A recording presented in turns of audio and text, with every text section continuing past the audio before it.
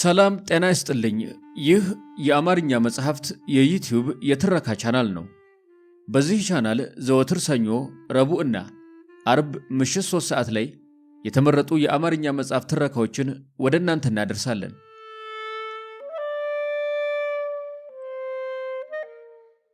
በዛሬው የትረካ ሰዓታችን ሐማቱማ የሶሻሊስቱ ጠንቋይ ጉዳይና ሌሎችም ታሪኮች ከተሰኘው በ2014 ዓ.ም ለህትመት ካበቃው መጽሐፍ ውስጥ ያገኘነውን የዋልድባው ታሪክና እብድም ገዳይም ጻዲቅም አንተው የተሰኙ የተመረጡ ሁለት ታሪኮችን ወደ እናንተ እናደርሳለን።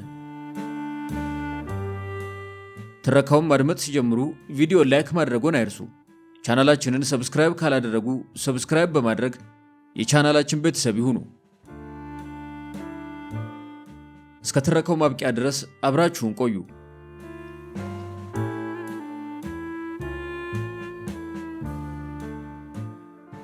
የዋልድባው ታሪክ። ሽማግሌው ፈገግ አለ። ቡናማዎቹ አይኖቹ ሐዘን ይነበብባቸዋል። እንደምሞት ንገረኝና ልመርቅህ አለኝ። እንደሚሞት አውቄያለሁ።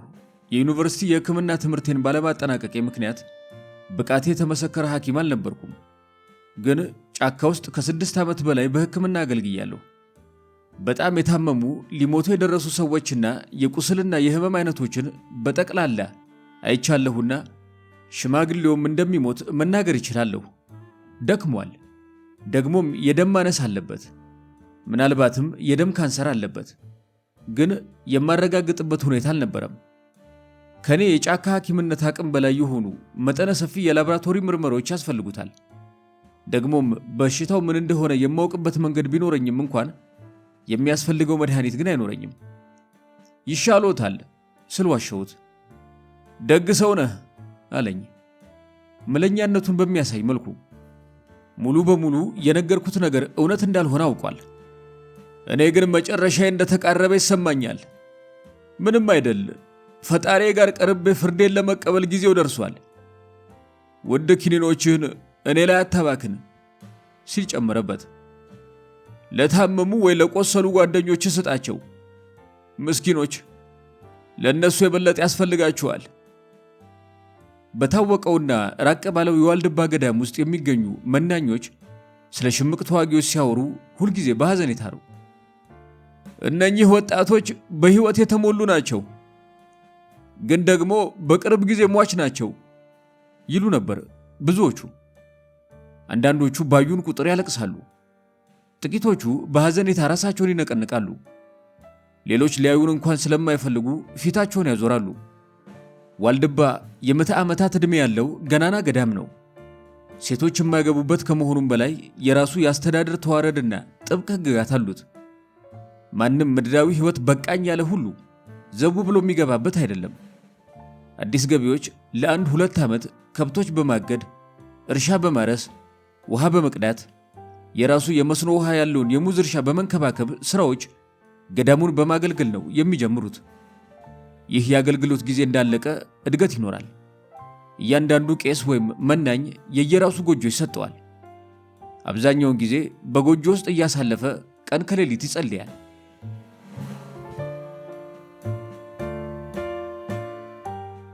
የመናኞቹ የገረጣ ነጭ ቆዳ ምክንያቱ ይህ ነው። በገዳሙ ሕይወት መሰረታዊ ነች።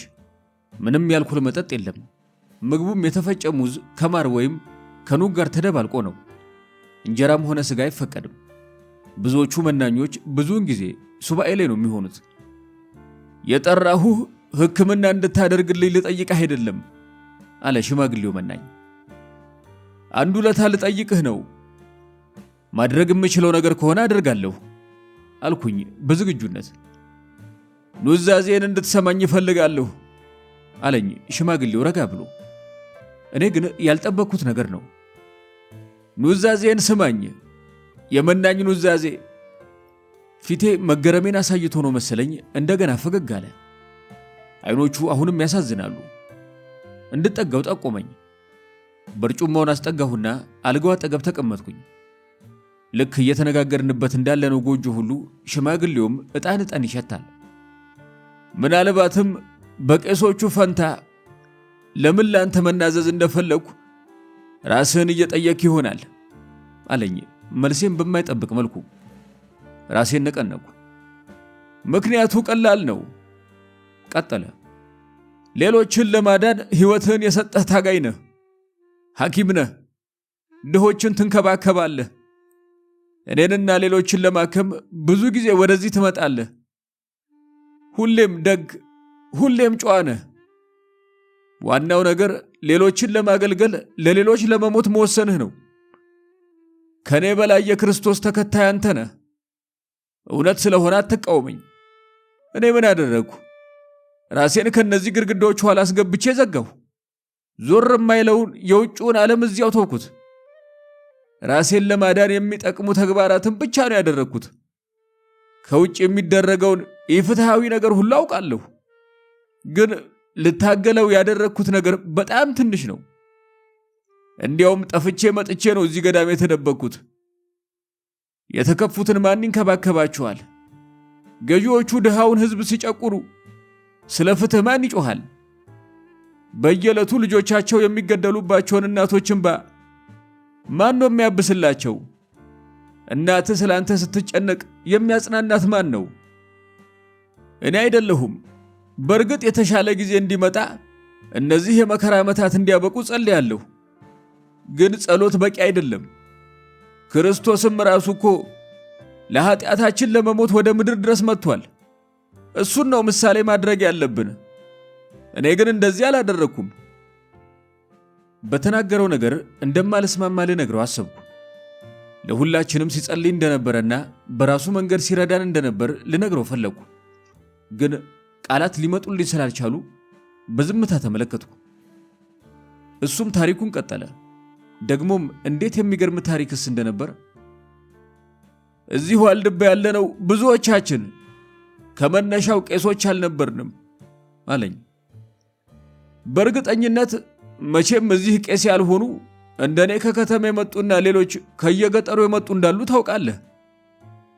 ሁላችንም እዚህ የመጣነው ለኃጢአታችን ንስሐ ፈልገን ነው። አንዳንዶቹ ሰው ገለዋል፣ ሌሎቹም ሌላ ኃጢአት ሰርተዋል። አንዳንዶቹ ንስሐው ተሳክቶላቸዋል፣ ሌሎቹ ግን ደካማ በመሆናቸው እዚሁ ገዳም ውስጥ ሆነው የበለጠ ኃጢአት ይሰራሉ። ተንኮል፣ ክፉ ሐሳብ፣ ሐሜት፣ ጠባብ የራስ ወዳድነት ተግባራት ዋልድባም ውስጥ ይገኛሉ።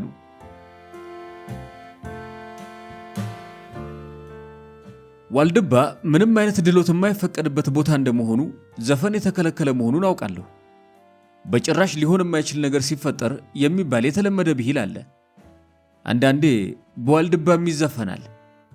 በመናኞቹ መሃልም ንትርክና የገዳሙ ሀብት ተጠቃሚ ለመሆን የሚደረግ የስልጣን ሹክቻ እንዳለም አወኩኝ።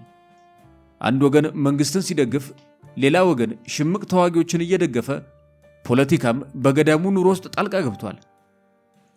ኑዛዜ የተናገርኩትን ነገር እውነተኝነት ያሳይሃል ሲል መናኙ ቀጠለ። ገዳሙ ውስጥ ጮክ ብሎ መነጋገር የተከለከለ በመሆኑ በረጅም ጊዜ ልምምድ በተገራ የሹክሹክታ ድምፅ ከአዲስ አበባ ወደ ዋልድባ የመጣሁት ከአንድ 6 ወር በፊት ነው። በዚያኛው ሕይወቴ ጡረተኛ ፖሊስ ነበርኩ። እንደሚያስገርምህ ይታወቀኛል፣ ግን ዋልድባ በሚያስገርሙ ሰዎች የተሞላ ቦታ ነው። በፖሊስ ኃይል ውስጥ 30 ዓመታት አገልግያለሁ። 50 አለቃም ለመሆን ችያለሁ። ምንም አይነት ጦርነት ሄጄም ሆነ ሰው የሚባል ገድዬ አላውቅም። የጥበቃ ኃላፊነት ነው የነበረኝ። ሌቦችን መያዝና የሌሊት ቅኝት የመሳሰለውን ግን በሙሉ ሰርቻለሁ። በ1966 ብጥብጡ ሲፈጠር እኔ ጡረታ ወጥቼ ነበር። ደሃም ብሆን ደስተኛ ነበርኩ። 2 ወንድ ልጆቼ ተማሪዎች ነበሩ። በራሴ ጥረት ጥሩ አድርጌ ስላሳደግኳቸው ያኮሩኝ ነበር። እናታቸው መልካም ሴት ነበረች፣ ግን ለእኔ ትታቸው በወጣትነቷ ሞታለች። እውነት ጥሩ ሕይወት ነበረኝ፣ እግዚአብሔር ይመስገን። አንደኛው ልጄ 2ኛ ደረጃን ሲጨርስ ሥራ ጀመረና እኔ ጡረታ ላይ ሆኜ ሳስተዳድረው የነበረውን ትንሽ ሱቅ ልንከፍት ቻለን። በኋላም ነፃ የትምህርት ዕድል አግኝቶ ወደ ፈረንጅ ሀገር የመሄድ ዕድል አጋጠመው። አሜሪካን ሀገር ነበር መሰለኝ። ትንሹ አዲስ አበባ ዩኒቨርሲቲ ገብቶ ከኔ ጋር ይኖር ነበር። ረብሻው ሲጀምር ወጣቱ ልጄ እንደ ሌሎች ተማሪዎች ሁሉ ሰልፉም ውስጥ ሌላም ችግር ውስጥ ገብቶበት ነበር። መጀመሪያ ላይ እንዲህ አይነት ነገር ውስጥ እንዳይሳተፍ ላስቆመው ሞከርኩ። ግን እሱ ሐሳቡን ቆርጦ ነበርና ፖለቲካን እንዲተው በወተወትኩት ቁጥር ይበልጥ እየራቀኝ መጣ። በወቅቱ በወላጆችና በልጆቻቸው መሃል የነበረውን ችግር ታውቀዋለህ። ምንም ስምምነት አልነበረም። ወጣቶቹን በዚያን ወቅት ምን እንደለከፋቸው በጭራሽ አይገባኝም። ለምንድን ነው በዚያን ወቅት ምለው? ዛሬም ቢሆን ምን እንደሚያንቀለቅላቸው አላውቅም። የሆነ ሆኖ ፈጣሪ ጠብቀው ብዬ እንደፈለገ እንዲሆን ተውኩት። ምንም ቢሆን ዕጣ ፈንታችንን የሚወስነው እሱ ነው አይደለም እንዴ? ዓመቱን ሙሉ ከብጥብጡ መሃል ነበር። አንዳንዴም ወደ ቤት መጥቶ ሳላየው ቀናት ያልፋሉ። በየአካባቢው የነበሩ ቤተሰቦች ሁሉ ተመሳሳይ ችግር ነበረባቸውና በተስኪያን ስንገናኝ ሐዘናችንን ተጋርተን እሱ ልጆቻችንን ከጉዳት እንዲያተርፋቸው እንጸልያለን። ንጉሡ ከዙፋኑ ተጣሉና ወታደሮቹ መጡ። የተሻለ ጊዜ እንደሚመጣ ቃል ተገባለን። ፖሊስ እንደነበርኩ ነግሬሃለሁና በጊዜ ብዙ ፍትሃዊ ያልሆነ ነገር ሲደረግ አይቻለሁ። ይሁንና ንጉሡ ልጅ የሚለውን ያህል ክፉ አልነበሩም። ሲያገለግሏቸው የነበሩ ወታደሮች አሁን ደርሰው በፈጣሪ ፊት ሲራገሙ ስመለከት ሐዘን ተሰማኝ። አንዳንዶች ይህ ሲደረግ አጨብጭበው ነገሮች ወደ ተሻለ ሁኔታ እንደተለወጡ ሲናገሩ እኔ ዝም አልኩ። ወታደር ስለነበርኩ ወታደሮችን አውቃቸዋለሁ። ሀገር የመምራት ብቃት እንደሌለን፣ ትዕግስት እንደሌለን፣ ያልታጠቀ እስከሆነ ማንንም እንደማናከብር፣ መለኞች እንዳልሆንን አውቃለሁ። በሚያስደንቅ ሁኔታ ልጄም ይህንን ሐሳብ ይጋራው ነበር። ወታደሮቹ አብዮቱን እንደቀሟቸው ያወራልኝ ጀመረ። እንዴት ተግባራዊ እንደሚሆን ባይገባኝም ህዝቦች ራሳቸውን ማስተዳደር አለባቸው አለኝ። እንደምታውቀው በአጭር ጊዜ ውስጥ ረብሻው እንደ አዲስ ተጀመረ። አሁን ደግሞ በወታደሮቹና በኔ ልጅና በመሰሎቹ መሃል ነበር የተነሳው። አሁንም ልጄን ላናግረው ሞከርኩ። ምንም እንኳን የደርግ ችግር ጊዜ እንዳልሆነ ባውቅም ጊዜ ስጣቸው አልኩት። ጊዜ የእባብን እንቁላል እርግብ አያደርገውም ሲል መለሰልኝ። ይህ ይገባኛል። ግን ሌሎች በጊዜው ሲባሉ የነበሩ ነገሮች ከኔ አቅም በላይ ናቸው። በርካታ ቃላት፣ አዳዲስ ቃላት፣ መዓት ጥላቻ፣ ትንሽ ትዕግስት። ወታደሮቹ ውስጥ ጠመንጃ ነበራቸው። ልጄና ጓደኞቹ ግን ምንም አልነበራቸውም። ይህም ወደ ጭፍጨፋ እንደሚያመራ ማወቅ ችያለሁ። ግን እግዚአብሔር ያዘዘው ነገር ማን ማቆም ይችላል? መሆን ያለበት ነገር ሆኗል። የተጻፈው ተፈጽሟል። ሁሉም በሱ ፍቃድ ነው የሚሆነው። እዚህም እዚያም ሰዎች በአዲሶቹ ገዢዎች እየተገደሉ ነበር። ራዲዮም የተወሰዱ ነፃ እርምጃዎችን በማሳወቅ ሥራ ተጠምዶ ነበር። በድሮ ሥርዓት ውስጥ የነበሩ አብዛኛዎቹ ተገድለው ነበር። ለውድቀታቸው የሚታገሉ በርካታ ወጣቶችም ተገድለዋል። ብዙዎቻችንም አብዮታዊ ለውጥ ያላችሁት ነገር ትርጉሙ ሳይገባ ቀርቷል። ሌላኛው ልጄ ደግሞ ከውጭ ሀገር ተመለሰ። ደስታም ተሰምቶኝ ግን ተጠራጥሬም ነበር። ግን የታናሽ ወንድሙ ተቃራኒ ሆኖ ተገኘ። የተረጋጋ ሰው ነበርና በወቅቱ ፖለቲከኛ እንዳልሆነ አሰብኩኝ። ጥሩ ሥራ አገኘና እኔ እስከማውቀው ድረስ ፖለቲካ ውስጥ ሳይገባ ቁጭ አለ። ራት ላይ ሁል ጊዜ እኔም በመደገፍ ታናሹን ከፖለቲካ ውስጥ እንዲወጣና ትምህርቱ ላይ ብቻ እንዲያተኩር ይመክረው ነበር። ታናሽየው ግን ምክሩን አልተቀበለውም። በመሃላቸው ያለው ግንኙነትም ጥሩ ስላልነበረ እኔ ታናሽየውን ነበር ተጠያቂ ማድርገው።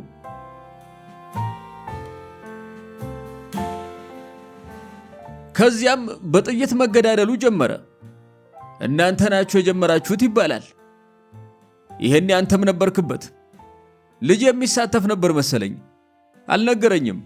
ግን ቤቱን ጥሎ ሲጠፋ ጠረጠርኩኝ። ሞቷል ብዬ ሳስብ አንዳንዴ ሌሊት ሳይታሰብ ወደ ቤት ይመጣል። ያዋራኝና እንደገና ለሳምንታት ይጠፋል። ከዚያም አንድ መከረኛ ቀን ታስሮ እንደነበርና በጥይት እንደተገደለ ሰማሁ። አንዳንድ በቅርብ የማውቃቸው የቀበሌ ኃላፊዎች ናቸው የነገሩኝ። ማልቀስም ሆነ ለቅሶ መቀመጥ አልቻልኩም። ይሄ ሁሉ በደርግ ተከልክሎ ነበርና ያደረኩት የረጅም ጊዜ ጓደኛዬ የሆነችው ወይዘሮ አስካሉ ቤት መሄድ ነበር። ባለቤቷ ከረጅም ጊዜ በፊት የሞተባት ጥሩ ሴት ነበረች። እንደ ቤት ሰራተኛ እየሰራችና ጠላና ጠጅ እየሸጠች ነው ብቸኛ ወንድ ልጇን አሳድጋ ለዩኒቨርሲቲ ያበቃችው። ሁለተኛ ባታገባም እንደ ሌሎቹ ጠላ ሻጭ ሴቶች ግን በሴተኛ አዳሪነት የተሰማራች አልነበረችም። የዓመታት ምርጥ ጓደኛ የነበረች ማለት ትችላለህ። ጭንቀታችንንም ሐዘናችንንም አንዳንዴ ደስታችንንም እንካፈል ነበር። እርስ በርሳችን ብንዋደድም ግንኙነታችንን አልጋ ላይ በመውደቅ አላበላሸነውም።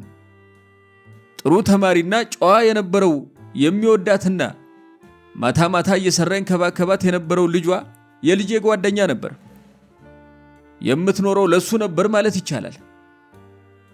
ልጄ ሲሞት እሷ ቤት እየሄድኩ ተደብቄ ለቅሶ ተቀመጥኩ። ሐዘኔን ተጋራችኝ። ልጇም የኔ ልጅ ሲሞት እሱ በሕይወት በመገኘቱ ጥፋት ያጠፋ ይመስል በጣም አዘነ።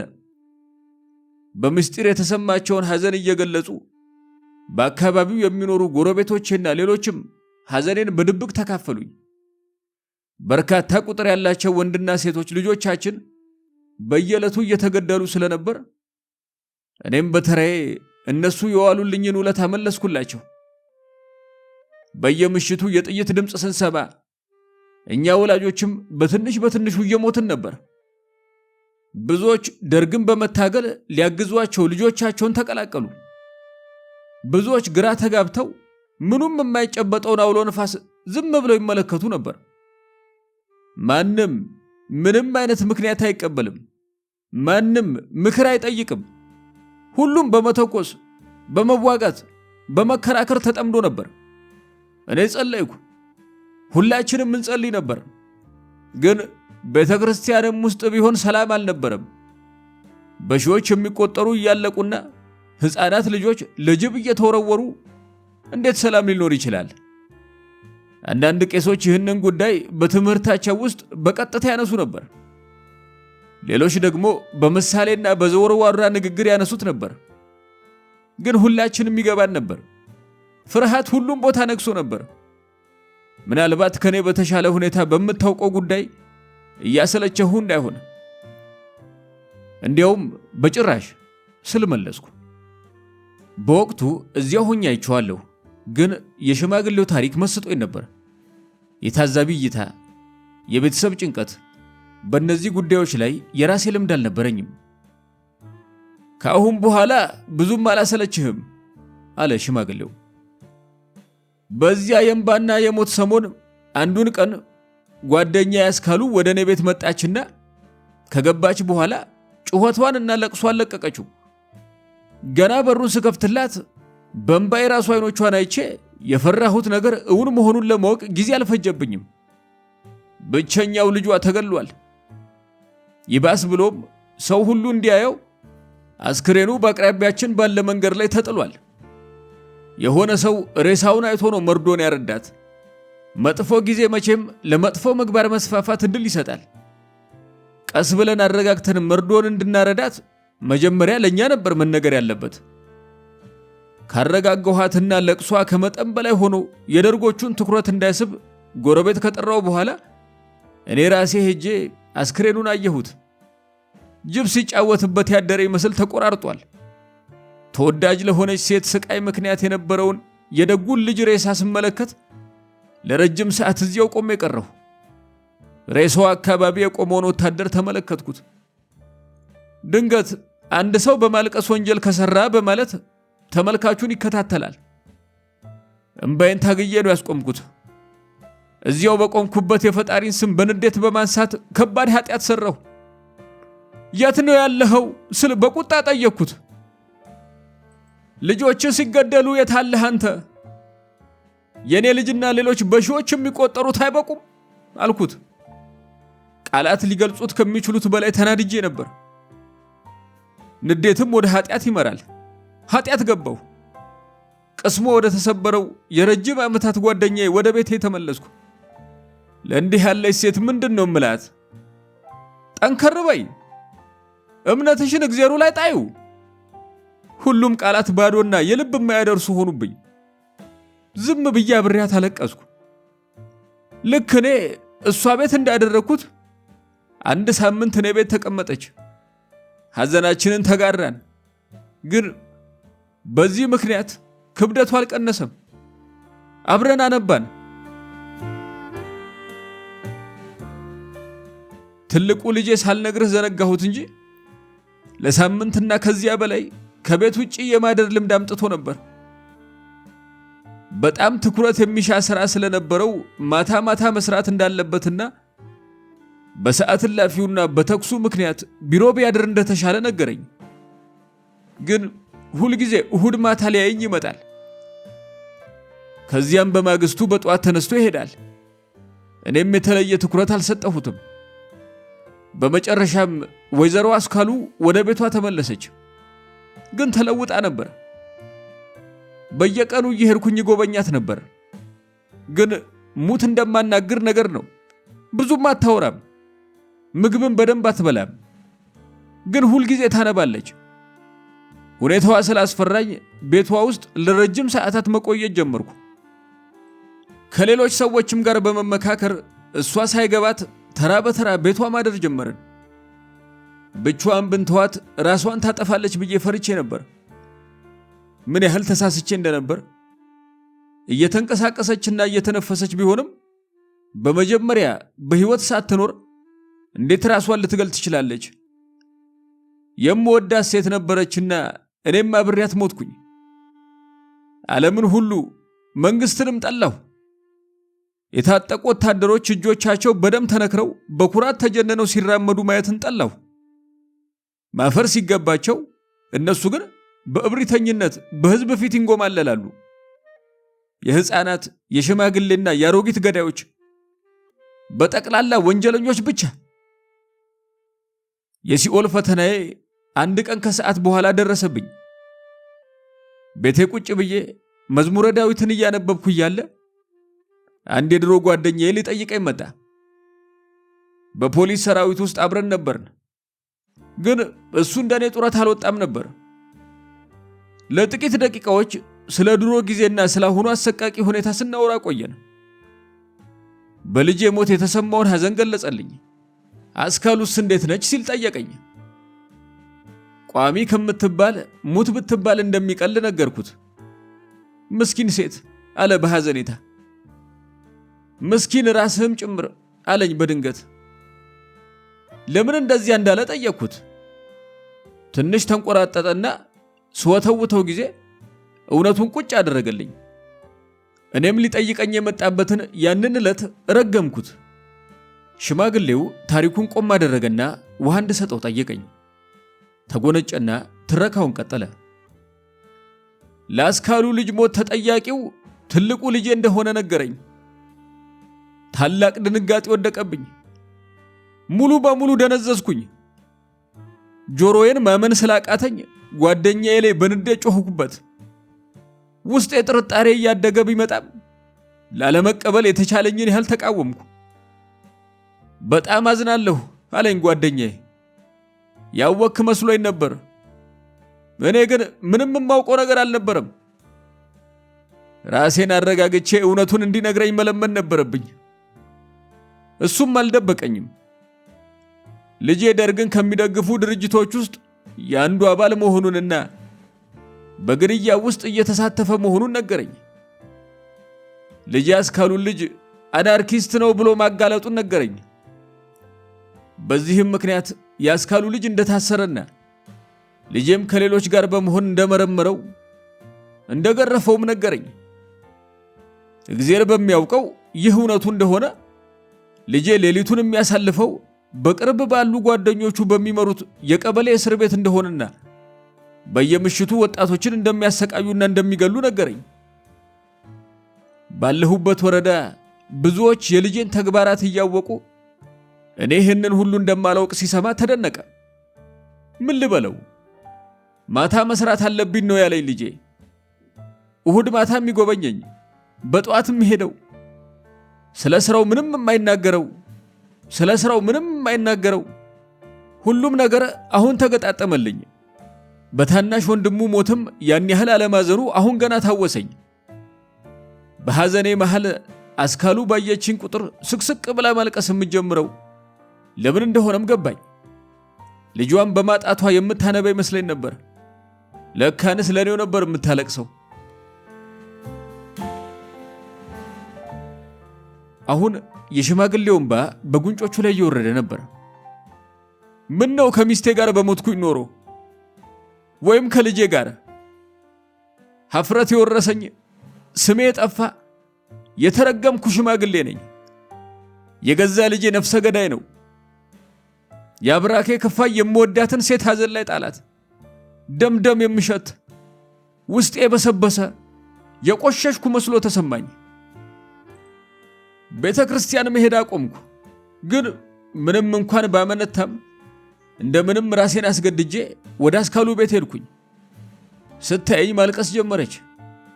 እኔም ድምፅ ሳላሰማ አለቀስኩ። ግን ከመሄዴ በፊት አውቄያለሁ፣ በጣም አዝናለሁ ብቻ ብያት ሄድኩኝ። ደጓም ሴት እጄን ያዝ አደረገችና አይኖቿ በእንባ እንደተሞሉ ያንተ ጥፋት አይደለም፣ የሱም ጥፋት አይደለም፣ ጊዜው ነው፣ ፈጣሪ ያውቀዋል አለችኝ። ይህ ግን እንዲያውም ሐዘኔን አከበደው። እንድትረግመኝ ነበር የጠበቅኩት፣ እንድታናድደኝና በዚያውም ጸጸቴን በእርሷ ላይ ወደ መናደድ ዝቅ እንድታደርግልኝ ነበር የፈለግኩት። ግን ጭራሽ ለእኔ ታለቅስልኛለች፣ ጭራሽ ከኃጢአቴ ታነጻኛለች። አባቱ እኮ ነኝ። እንዴት ነው እሱ ለፈጸመው ወንጀል ኃላፊነት የማይሰማኝ? ተረጋግቼ እሁድን መጠበቅ ጀመርኩ። የለም፣ ይሄ እንኳን ሙሉ በሙሉ እውነት አይደለም። እንዲያውም ውስጤ ብጥብጥ ብሎ ነበር። ሁለተኛ ፊቱን እንዳላየው ቤቱን ጥዬ ልጥፋ ወይስ ላፋጠው? በሕይወት ብትኖር ኖሮ እናቱ ምን ይሰማት ነበር? በሕይወት ቢኖር ኖሮ የሟቹ ልጄ ምክር ምን ይሆን ነበር? ብጠይቃት ኖሮ አስካሉ ምን ብላ ተመክረኝ ነበር? ከመቃብር ሆኖ ሊያናግረኝ ቢችል የቦታውስ ልጇ ምን ይለኝ ነበር? የማንንም ድምፅ አልሰማሁም። ምንም ህልም አላየሁም። ዝም ብዬ ጠበቅኩኝ። እሁድ ማታ መጣና ልጄም ቤት ደረሰ። ባህሪው እንደተለመደው ነበር። ለየት ያለ ልማድና አኳኋን ያለው እንግዳ ይመስል ትኩር ብዬ እያየሁት እንደሆነ እንኳን አላስተዋለም። በመጨረሻም መባል ያለበት ነገር መባል ነበረበት። በቃላት ላይ የሚባክን ጊዜም አልነበረም። ለቀበሌዎቹ እየሰራህ ነው ብዬ በቀጥታ ጠየቅኩት። ወዲያውኑ መልስ አልሰጠኝም። ግን ከዓይኖቹ መረዳት ችያለሁ። እንደማላሰለች ቃል ገብቻለሁ። ግን መጨረሻ ላይ አመነልኝና እንዲያውም እንደ አስካሉ ልጅ ያሉ የሕዝብ ጠላቶች አስተሳሰባቸውን ካልቀየሩ በስተቀር መገደል አለባቸው በማለት ሊያሳምነኝ ሞከረ። ይበልጥ በተናገረ ቁጥር ይበልጥ ራዲዮን ይመስለኝ ጀመር። ከፊት ለፊቴ ተቀምጦ ይበልጥ እንግዳ የሆነ ሰው መስሎ ይታየኝ ጀመር። እምባ ያልወርድ አለ። ደረቀ። መካን ሆንኩ። ልጆች የሌሉት ሰው ሆንኩ። ጠዋት ሲወጣ የሚቀጥለው እሁድ እንደሚመለስ ቃል ገብቶልኝ ሄደ። ለእኔ በጣም ረጅም ሳምንት ነበር የሆነብኝ። ከሷ የበለጠ ሊታዘንልኝ ይገባ ይመስል አስካሉ አንዱ ለጊዜ መታ ጠየቀችኝ። እሷን ማየትም ጸጸቴን አባሰው። ግን ደግሞ የውሳኔን ቁርጠኝነትም አጠናከረው። ሰው ግዴታውን መወጣት አለበት ብዬ አምናለሁ። ለልጄም ኃላፊነት መውሰድ ያለብኝ ራሴው ነኝ። ወደዚህ ምድር ያመጣሁት እኔው ስለሆንኩ የኔው ሸክም ነው። ግን ደግሞ ማድረግ ያለብኝ መስሎ የተሰማኝን ነገር ለማድረግ መወሰን አቃተኝ። ፈሪ ነኝ መሰለኝ። ምናልባትም አባት መሆኔ ነው፣ አባትነቴ ነው። በአካባቢያችን በሚስጥር ካንተ ጓደኞች ጋር እየሰራ እንደሆነ የምጠረጥረው ልጅ ነበር። ሄጄ አነጋገርኩት። ምንም በቀጥታ ያነሳው ነገር የለም። ስለ እርሱም ማውቀው ነገር እንዳለ ነገርኩት። በግልጽ ይህ ነው ያልኩት ነገር ስለሌለ እሱም ምንም ያመነው ወይም የካደው ነገር አልነበረም። ልጄ ሁል ጊዜ እሁድ ማታ እንደሚመጣና በማግስቱ በጠዋት እንደሚሄድ ብቻ ነገርኩትና ትቼው ሄድኩኝ። ይህንም ብቻ ነው የነገርኩት። እየሄድኩኝ እያለሁ ልጁ ለምን ሲል ጠየቀኝ። ዞር ብዬ ተመለከትኩትና ለአስካሉ ልጅ፣ ለሞተው ልጄ፣ ለአንተ ለራሱም ጭምር አልኩትና ወጣሁ። ምንም እንኳን ከዚያ በኋላ ሳስበው እንደዚያ ማለት የነበረብኝ ቢመስለኝም ለኔ አላልኩትም። እሁድ ተመልሶ መጣና ነፍሰ ገዳዩ ልጄም ሊያየኝ መጣ። ዝምታ ያወረሰው ምሽት ነበር። በልቤ እየተሰናበትኩት ለረጅም ጊዜ ስመለከተው አመሸሁ። አላለቀስኩም። ጠዋት ልክ የሰዓት እላፊው ገደብ ሲያበቃ ሲወጣ ሰማሁት። ከጥቂት ደቂቃዎች በኋላ የተኩሱ ድምፅ ሰማሁ። ምን እንደተፈጠረም አወኩ። ወጥቼ እንኳን አላየሁትም። በኋላ ላይ ሰዎች ሬሳውን ወደ ቤት አመጡት። እኔ ግን የሞተ ሰውነቱን ማየት አልፈለግኩም። ስላላለቀስኩ ሁሉም ልጄን ለአብዮቱ በመስዋዕትነት ያቀረብኩ ቆራጥ ሽማግሌ እንደሆንኩ አስበዋል። ስሙ በጋዜጣ ላይ ወጣ። ባለስልጣናትም በቀብሩ ላይ ተገኝተው ነበር። በኋላ ላይ የእሱን ሞት ለመበቀል ሲባል ጥቂት እስረኞች እንደተገደሉ ሰማሁ። ሞቶም ቢሆን ተጨማሪ ሞትን አስከትሏል። የተረገመ ልጅ፣ የተረገመ አባት። ከጥቂት ጊዜ በኋላ ወደዚህ አካባቢ ለመምጣት የቀበሌ ፈቃድ አገኘሁ። ከመምጣቴ በፊት ግን አስካሉ ጋር ሄጄ ዓለማዊውን ሕይወት ትቼ ልመንን እንደወሰንኩ ነገርኳት። እሷም ራሷ ደብረ ሊባኖስ ገዳም ገብታ እንደምትመለኩስ ነግራኝ ተሰናበተችኝ። ይህ ነው እንግዲህ አለ ሽማግሌው። ኑዛዜ ልጄን አስገድየዋለሁ። ቅድም በነገርኩ ምክንያቶች የተነሳ እንዲሁም ከትግልህ ጋር ስለሚያያዝ አንተ ብትሰማው ተገቢ ነው ብዬ ነው። ለዚህ ነው አለና ፈገግ እያለ ቀጠለ። መሞት እፈልጋለሁ። መሞት ስለምፈልግና መሞቴም ስለማይቀር ኪኒኖችህን እኔ ላይ አታባክን። ትልቅ ኃላፊነት ነው የጣሉብኝ አልኩኝ ለሽማግሌው። ስለ ሰው ልጅ ኃጢአት እያስተማርኩህ ነው አለኝ። ስርየትን ካንተ ማግኘት ፈልጌ አይደለም። የፈጣሪን ፍርድ ጠብቃለሁ። ታሪኬን ስነግርህ የምትሰራውን መልካም ሥራ እንድትገፋበት ልመክርህ ፈልጌ ነው። ዓለም በክፋት የተሞላ ነው፣ ግን ደግሞ በዚያው ልክ በመልካም ሥራም የተሞላ ነው። አንተ የምትሰቃየው ለሌሎች ጥሩ ነገር ለማድረግ ስትል ነው። ያ መልካም ሥራ አይደለም? እስካሁንም ብዙዎች መሞት ቀጥለዋል። የሚያሳዝን ነው። ግድያ፣ ግድያ፣ ግድያ። መቼ ይሆን የሚቆመው? መቼ ነው ፈጣሪ ለቅሷችንን ሰምቶ መከራችንን የሚያቆመው? በሕይወት የሚቆዩበት እያንዳንዱ ቀን ለሚሰቃዩት ቋሚዎች የሚያዝንላቸው መቼ ነው? አሁን በቅርብ ሳገኘው ይህንን ነው የምጠይቀው አለ ሽማግሌው ኮስተር ብሎ። ይገባዋል ብዬ አስባለሁ ስል የማያሳምን ደካማ አስተያየት ሰጠው። ሌላ ምን ማለት እችላለሁ? እንደ አባት ያደረገው ነገር አስደናቂ ነው ብዬ አምናለሁ። ይሁንና ልቡን የሰበረውም ስቃይ እኔንም ተሰምቶኛል። አንድ አባት ልጁን ስላስገደለ አበጀ ሊባል ሊበረታታ ይገባል? በነፍሰ ግድያ ውስጥ በመሰማራት የአባቱን ልብ የሰበረ ልጅስ ሊታዘንለት ይገባል? የአብራኮቻቸው ክፋዮች የንጹሐን ሰዎች ገዳይ የሆኑ ዕድለቢስ ወላጆች ሊታዘንላቸው ይገባል። ደግሜ እንደማላየው አውቄ ሽማግሌውን ተሰናበትኩት። ምንም መድኃኒት አልሰጠሁትም።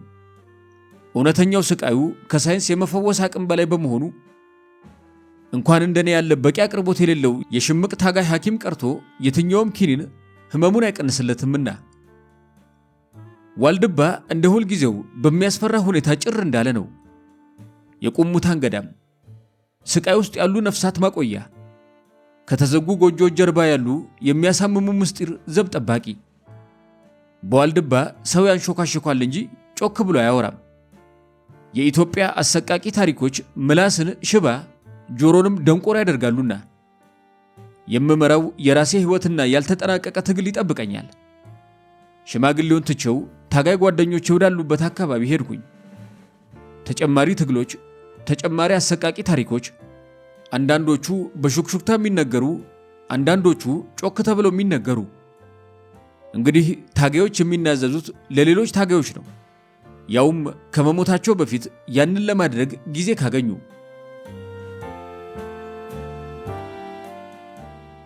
እብድም ገዳይም ጻድቅም አንተው።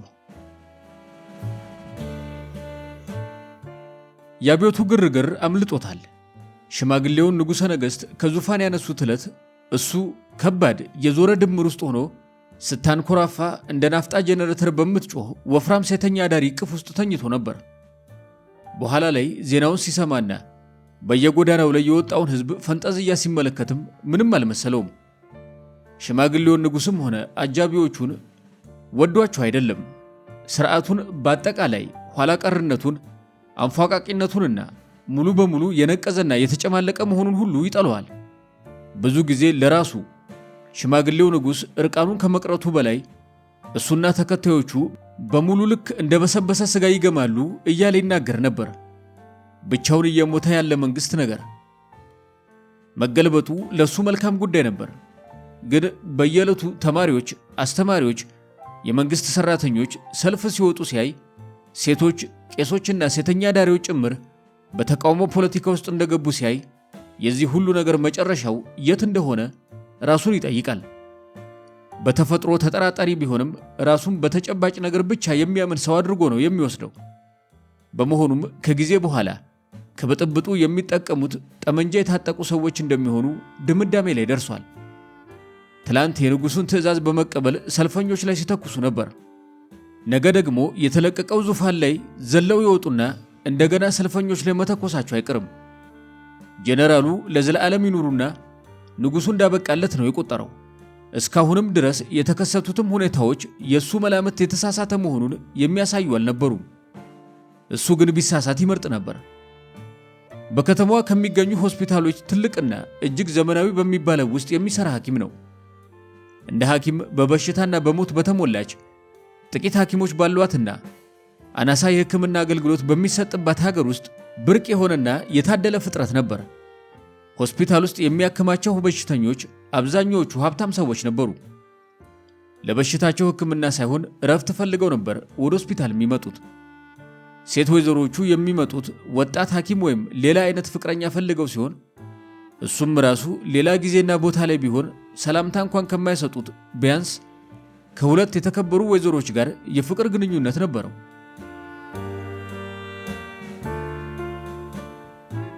ንጉሡ አልቆለታል። እሱ ግን ምንም ለውጡ አልታየውም። የትኩሳቱም ሆነ የፌሽታው አካል እንደሆነ አልተሰማውም። ሁልጊዜም እንደሚያደርገው ወደ ሆስፒታሉ በመሄድ መደበኛ ግዴታውን መወጣት ቀጠለ። ስራው ላይ ወደ ኋላ የሚል ሰው አይደለም። ከባልደረቦቹም ሆኑ ከረዳቶቹ ተመሳሳይ ትጋት ነው የሚጠብቀው። ሆስፒታሉ ውስጥ በተለየ ሁኔታ የሚወደድ ወይም የሚጠላ ሰው አልነበረም። ብቻ ሁልጊዜ እዚያው የሚገኝ ሰው ነው። ውጤታማ ሐኪም። ለሱም ይህ ሁኔታ ይስማማዋል። ወታደሮችን ዝቅ አድርጎ ማየት የኢትዮጵያውያን መገለጫ እንደመሆኑ እሱም የሚንቃቸው አዳዲሶቹ ገዢዎች መብት የተባለውን ሁሉና ተቃውሞንም በጅምላ ለመከላከል ጊዜም አልፈጀባቸው። አዲስ የጦርነት ዙር መጀመሩ ግልጽ እየሆነ ሲመጣ ታዘበ። ተቃዋሚዎች እየተደራጁና መንግስትን እየተፈታተኑ ሲመጡ መንግስትም ሲያፍናቸውና ሌላውን የተካነበትን ነገር ጭቆናን በደመነፍስ እያካሄደ ሲቀጥል ማየት ቻለ። የቆሰሉ ተራ ሰዎችንና ወታደሮችን ማከም ጀመረ። ወታደሮቹ ግን በብዛት የትጥቅ ትግል ከቀጠለበት ከሰሜኑ የሀገሪቱ ክፍል የሚመጡ ነበሩ። ከዚያ ደግሞ ስደት ላይ የነበሩት መምጣት ጀመሩ። በራሳቸው ውሳኔ በሰው ሀገር በስደት ላይ የነበሩ ምሁራን ጥንባን ሰዎች ይል ነበር ለራሱ። ወዲያውኑ ራሳቸውን ከገዢዎቹ ወታደሮች ጋር አጣበቁ። ግራ የተጋቡት መሐይም ወታደሮችም መቼም የተኩሱና ሀገር የመምራት ችሎታ ላይ የቅል ናቸው፣ እጆቻቸውን ከፍተው ተቀበሏቸው። የመግባቢያ ዘይቤ ሁሉ ይበልጥ በሚያቅለሸልሽ ሁኔታ ተቀያየረ። እሱም ባይደርሱበትም ኖሮ ይህን ሁሉ አሳፋሪ ማስመሰል ተዘባብቶበት በተወው ነበር። ግን ይህ አልሆነም። ግርግር ለሌባ ያመቻል እንዲሉ ሰው በተሰባሰበበት ቦታ ሌቦች ንቃታቸው እንደሚጨምር ሁሉ ምሁሮቹም በእያንዳንዱ ተቋም፣ ድርጅትና ሆስፒታል ሳይቀር የውይይት ቡድኖችን ማደራጀት ጀመሩ። በስብሰባዎቹም መገናኘትና የግሉንም የፖለቲካ አስተያየት ማቅረብ ይጠበቅበት ጀመር። አንዳንድ ሐኪም ጓደኞቹና ነርሶችም ጭምር በአንድ ሌሊት እሳት የላሱ ማርክሲስቶች ሆነው መገኘታቸውን አስተዋለ። ሁኔታውንም ላለማደፍረስ ሲል በስብሰባዎቹ ላይ መገኘት ቢጀምርም አንድም ቃል ተንፍሶ አያውቅም። ቁርጠኝነት የሚያጥረው በመሆኑ ይተቹት ጀመረ። መሃል ሰፋሪነት ራሱ በጥርጣሬ የሚታይ እየቆጠቆጠ ያለ የጸረ አብዮተኝነት ምልክት መሆኑም አስጠነቀቁት። ከሁሉም ጥግ ጎራህን ለይታ አሳውቅ እያለ የሚጮህበት በዛ። እንደምንም ተቋቋማቸው። ጥሩ ሐኪም በቀዶ ጥገና የተካነና ስራውንም በአግባቡ የሚወጣ በመሆኑ ብቻ ሊተዉ ተገደዱ። አድሃሪ፣ አድርባይ ወዘተ የሚሉ የወቅቱን ስሞች እየሰጡ ከጀርባው እንደሚያፌዙበት ያውቃል። ግን ይሄ ሁሉ አላስጨነቀውም ነበር። ቤት ውስጥ የበለጠ ችግር ነበረበት። የሚኖረው ዩኒቨርሲቲ ከሚማረው ታናሽ ወንድሙ ጋር ነው። ወንድሙን ያለ አግባብ ሊቆጣጠረው ወይም የራሱን አስተሳሰብ ሊጭንበት ሞክሮ አያውቅም። በወታደራዊ ገዢዎቹ ላይና በምሁራን አማካሪዎቻቸው ላይ ቀልድ ከመለወጥ ባሻገር ወንድሙ ፖለቲካ ውስጥ ስለመሳተፉ ተነጋግረው ባያውቁም አሁን ግን ወንድሙ ሙሉ ተሳትፎ እንዳለው አወቀ። በመሆኑም ወንድሙ በገዢዎቹና በረዳቶቻቸው እየታፈኑና እየተኮነኑ ከነበሩት በህቡ ከሚንቀሳቀሱ ተቃዋሚዎች ጋር የጠለቀ ግንኙነት እንዳለው መጠርጠር ጀመረ። ሐሳቡ ተከፋፈለ። የማይመጣጠን ጉልበት ባላቸው ወገኖች መካከል እየተደረገ ባለው በመጥፎ ሁኔታ መጠናቀቁ እንደማይቀር በግልጽ ማየት የሚችለው ትግል ውስጥ እንዳይገባ መንገርና የራሱን አመለካከት ወንድሙ ላይ መጫን ከሱ ባህሪ ጋር የሚጻረር ነው። በሌላ በኩል ግን ያለው ብቸኛ ቤተሰብ የሆነው ታናሽ ወንድሙን አብዝቶ ይወደዋል። ስለዚህ ከውጭ ቆሞ እንደሚታዘበው ሰው ትግሉ መጨረሻው ጥሩ እንደማይሆን ኢትዮጵያ ውስጥ ወታደሮች ራሳቸውን በመክታት ብቃታቸው ስለማይታወቁ ጥንቃቄ እንዲያደርግ አስጠነቀቀው። ከዚያ በኋላ ወንድምየውም ከሚያምንበት ነገር ወደ ኋላ ማይል አይነት በመሆኑ እንግዲህ የሚሆነው ይሆናል በሚል አስተሳሰብ ለጣፈንታው ተወው። እንደጠበቀውም ነገሮች እየተባባሱ ሄዱ። ተቃዋሚ ፓርቲው በፖለቲካው ትግል እያየለ መጣ። በማራኪ ሁኔታ የሚጻፈው በህቡ የሚታተመው ልሳኑ የወጣቶችና የአብዛኛውን የከተማ ሰው ቅዱስ መጽሐፍ ሆነ። መንግስት ተቃውሞውን ይበልጥ ባጥላላውና ስሙን ባጎደፈው ቁጥር ፓርቲው ይበልጥ ተወዳጅነት እያገኘ ሄደ። በተቃራኒው ደግሞ ዲሞክራሲያዊ መብቶችን በሙሉ የገደበው መንግስት ምንም ተወዳጅነት አላተረፈም። በሚያውጀው በእያንዳንዱ ጨቋኝ አዋጅና በራዲዮ በሚተላለፈው እያንዳንዱ አብዮታዊ እርምጃ ልክ አለኝ የሚለውን ተወዳጅነት ቀስ በቀስ እያጣ መጣ። አዲስ መልኩ እየለቀቀ እውነተኛው አስቀያሚው ተፈጥሮ እየጎላ መታየት ጀመረ። ከአጋም የተጠጋ ቁልቋል ዘላለም ያለቅሳል እንደሚባለው ሁሉ ከወታደራዊ ስርዓቱ ጋር ራሳቸውን እንደ ሙጫ ያጣበቁት ምሁራንም በራሳቸው ማንነት እንዲሁም ከመንግስት ጋር በሚያያይዛቸው ጉዳይ ይጠሉ ጀመረ። የስልጣን ጥም ያለባቸው ሀፍረተ ቢሶች፣ ትዕግስት የለሾች፣ መርህ የሌላቸው አፈጮሌዎች እንዲሁም ፈሪዎች ሆነው ተገኙ። ተቃዋሚዎቹን ባንዳ ብለው በመጥራት ተግባራቸውን የሚገልጽ ቅጽል ስም በመስጠት መከራቸውን አባባሱባቸው። ስርዓቱም ፋሽስት ተብሎ በመሰየሙ የቅጽል ስሙ ተገቢነት ተረጋገጠ። ተራው ዜጋ በቀላሉ የሚያውቀው ገላጭ ቃል ነበር። ፋሽስትና ባንዳ ልክ እንደ መንግስትና ግብር ወይም እንደ ረሃብና ሞት አብረው የሚሄዱ ነገሮች ናቸው። መገለላቸው ወደ ብስጭትና ተስፋ መቁረጥ አመራ። ተቃዋሚዎች በፖለቲካዊ መንገድ ሊገቱ ካልቻሉ ያው ከመጠነኛ አፈና ጋር ማለት ነው፣ ጊዜ እያለቀ ሲመጣ መጠነ ሰፊ የሽብር ዘመቻ መታወጅ አለበት በማለት ምሁራን አስረዱ። ወታደሮቹም ተቀበሉት። እርስ በርሳቸው ይረዳዱና ይበረታቱ ነበር። ዝግጅት ተጀመረ። የስም ዝርዝሮች ተሰባስበው ልዩ ኃይል ወደ ከተማው እንዲገባ ተደረገና ሽብሩ ተጀመረ። ታናሽ ወንድሙም መደበቅ ነበረበት። እንደፈራው ተቃዋሚዎች መልሰው እየተኮሱ ነበር። ግን እነሱ ለሚገሉት አንድ ሰው ሌሎች 100 ሰዎች በመንግስት ይገደሉ ነበር። የሽብር ዘመቻውን እንደመጀመሩ መጠን በመንግስት በኩል ጉዳዩ የብቀላ ጥያቄ አልነበረም። ግን ራሱን እንደ ተቃዋሚዎች ሽብር ሰለባ አድርጎ ከማቅረብ ወደ ኋላ አላለም። ወንጀለኛው ራሱ ቢሆንም ራሱን እንዳሳዛኝ የጥቃት ሰለባ አድርጎ የማቅረብ ችሎታ የነበረው መንግስት እንደሆነ ያውቃል። ልክ የሥርዓቱን የድረሱልኝ ጥሪ የሰማ ይመስል ደግሞ የሶማሊያ ጦር ከች አለ። ሀገሪቱን በመውረር ሩሲያኖች በበቂ ማብራሪያ ሹልክ ብለው እንዲገቡብንና መንግስትም የህዝቡን ብሔራዊ ስሜት እንደ ጋሻ በመጠቀም ተቃዋሚውን እንዲመታ ዕድል ሰጠው። በተስፋፊው የሶማሊያ ጦር የሩሲያው ኃያል መንግስትና ከውስጥ ደግሞ ደም ማፍሰስ ከሚቀናው ሰራዊት መካከል ተቃዋሚዎች በከተማው ውስጥ ሆነው የሚቀጥሉበት ዕድል አልነበራቸውም። ሐኪም ቤቶች ሁሉ በቁስለኞች ተሞሉ። ሁሉም ማለት ይቻላል ያልታጠቁ ተራ ዜጎች ናቸው። በሁሉም የዕድሜ ክልል የሚገኙ ወንዶችና ሴቶች። አንዳንዶቹ ሊሞቱ እያጣጣሩ ይመጡና ብዙም ሳይቆዩ ወደ ተጨናነቀው አስክሬን ማቆያ ይወረወራሉ። አንዳንዶቹ ወታደር ወይም የደህንነት አባል እየጠበቃቸው እጃቸው ወይም እግራቸው ከአልጋ ጋር በካቴና ታስሮ ወይም ጥብቅ ቁጥጥር እየተደረገባቸው ለመታከም ይመጣሉ። ሌሎቹን ሐኪሞች በማስተባበር ካቴና ካልወለቀላቸው በስተቀር አናክማቸውም የሚል የጋራው አቋም ለማስያዝ ሞክሮ ነበር። ግን ማንም ሊተባበሩ አልፈለገም። ፍራቻ ከመስረጹ የተነሳ ሐኪሞችን ጨምሮ ሁሉም ሰው በአሁኑ ሰዓት በቀዳሚነት የሚጨነቀው ስለ ራሱ ደህንነት ብቻ ነው። የአንድን ሰው ሕይወት ለማትረፍ ለሰዓታት ከለፋ በኋላ ሲሻለው እንደገና ተወስዶ ለሚገረፈውና ለሚገደለው ነገር የሚለፋበት ምክንያትና አጠቃላይ ትርጉሙ ጠፋበት። ሐኪምነት ሰዎችን ለማዳን ነው ወይስ በአፈታሪክ ውስጥ እንዳለው ለመስዋዕትነት የሚቀርብ ልጅ እስከዚያው ድረስ ሰውን ለማቆየት ነው? ለሥራው ያለውን ፍቅር አጣ። የረከሰ ሰብአዊነቱ ያበቃ መሰለው። የደህንነት ሰዎችና የመንግሥት ደጋፊ የሆኑ ቡድኖች ቅጥረኛ ታጣቂዎች እብሪተኝነት ጥላቸውን አባባሰው።